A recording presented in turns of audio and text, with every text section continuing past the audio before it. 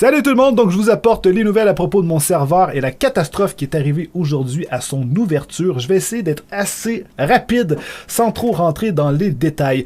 Donc ça s'est passé le 19 août 2016. Le serveur a ouvert ses portes à 13h au Québec et 19h en France et c'était la merde. Saturation, ça ne fonctionnait pas, gros lag, problème et tout. Et en gros, ça fait le même effet, on pourrait dire victime de son succès, la hype comme quand un gros jeu AAA est attendu sort, les serveurs plantent, il n'y a pas moyen de se connecter, ça fait chier et il faut attendre parfois quelques jours avant que ça se place. Ça va être un peu le même principe parce que quand j'ai ouvert mon serveur, vous étiez des milliers à la seconde à tenter de se connecter au serveur et ça fait le même effet qu'un DDoS. Pour ceux qui ne savent pas c'est quoi un DDoS, c'est quand en fait normalement c'est fait par un robot quand on DDoS quelqu'un, mais là c'était fait par des gens, c'est des milliers de tentatives de connexion à la seconde et ça sature les réseaux et la bande passante et ça fait tout laguer. Voilà. Donc, le serveur va très bien. Donc, le serveur qu'on avait n'était pas du tout le même problème. On est chez OVH. On a un vrai serveur dédié Linux Debian 8. Donc, c'est pas un serveur Minecraft amateur. C'est de la vraie putain de bombe.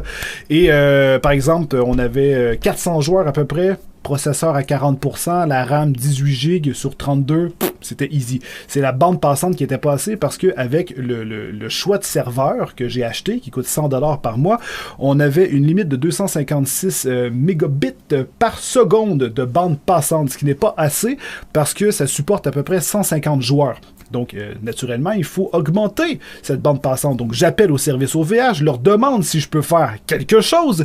Ils me disent, t'as pas assez de bande passante. Ça a été beaucoup plus long comme appel, mais on a essayé de résoudre tout ça. Ça a fini là-dessus. Donc, t'as pas assez de bande passante, il faut que tu changes de service. Il n'y a pas moyen d'augmenter la bande passante. Non, ça se fait pas avec le service que tu as choisi. Tu dois changer de serveur dédié. Voilà, donc on a regardé tout ce qui était possible. Et en fin de compte, on finit sur le même serveur que iPixel est. Sauf qu'il y a une différence.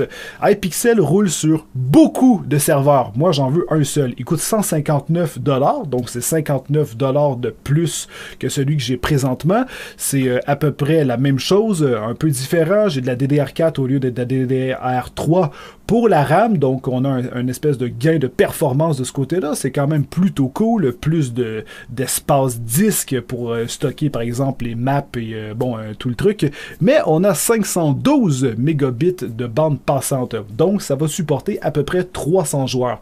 Mais avec celui-ci, je peux faire une demande pour débloquer la bande passante et me rendre jusqu'à 1 gigabyte seconde, ce qui équivaut à peu près à 600 joueurs. Mais là, tu dis, ouais, mais Steve, t'as dit que c'était le même que iPixel et eux, ils ont 50 000 joueurs. Oui, parce qu'il y a la technologie VRAC. Donc, le même serveur que je viens de vous parler à 159$ et que si tu débloques pour avoir 1 gigabit seconde, tu montes à peu près à 205$ par mois, eh bien, celui-ci, tu l'achètes une deuxième fois, par exemple. Donc là, ça t'en coûte à peu près 410 plus taxes. Donc, on commence à être dans les 400$ par mois.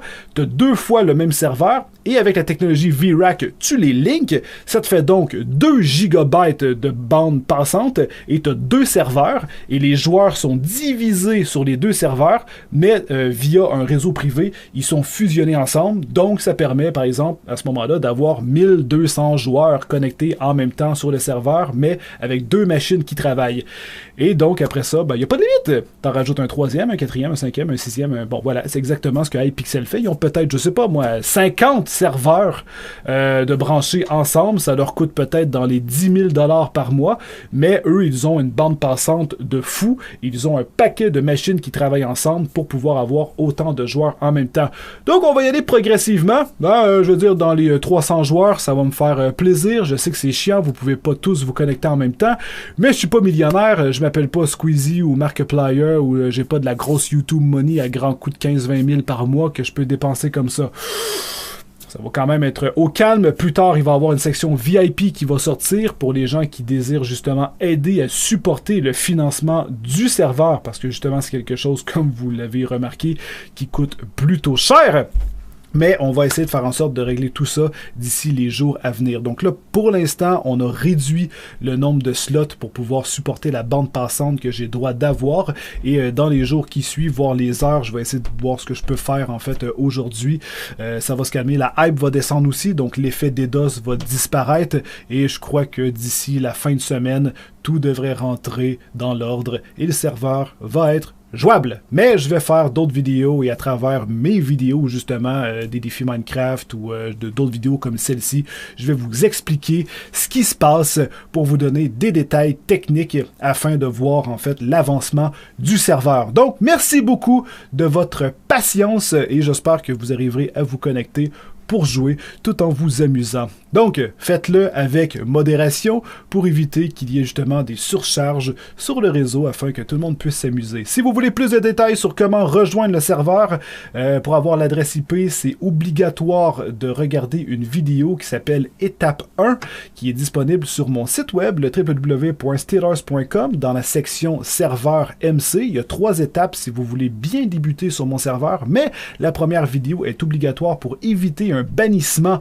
Peut-être, ça dépend à quel point que vous avez écouté la vidéo pour savoir quelles sont les bases, les règlements, et ainsi avoir l'adresse IP dans cette vidéo et le mot de passe qui est nécessaire pour déverrouiller le serveur pour que vous puissiez jouer. Donc, sur ce, tenez-vous bien, je vous aime et je vous redonne des nouvelles.